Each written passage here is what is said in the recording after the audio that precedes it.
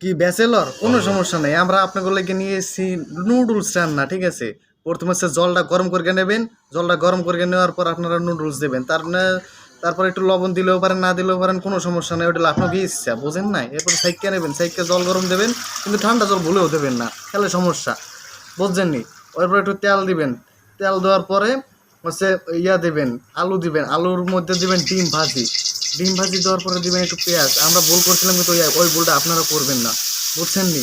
ওই ভুল আপনারা করলে কিন্তু নুডলস খাইতে পারবেন না, পরে কিন্তু ঘন ঘন বাথরুমে যাওয়া লাগবে, এটা কিন্তু আপনাকে সমস্যা হয়ে যাবে, আমার কিন্তু কোনো কিছু যায় আসবে না, এটা বুঝে আপনারা করবেন, বুঝছেন নি? তারপরে দিবেন একটু লবণ হালকা, তারপরে দিবেন একটু হলুদ। এগুলো দিতে হবে, নাহলে তো স্বাদ হবে না, বুঝলেন না?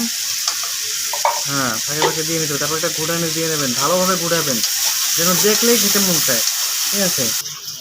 আপনারা খাইতে লেবে, মগো খাইতে মন না চাইলেও হবে, আপনারা খাইতে লেবে, বুঝলেন নি?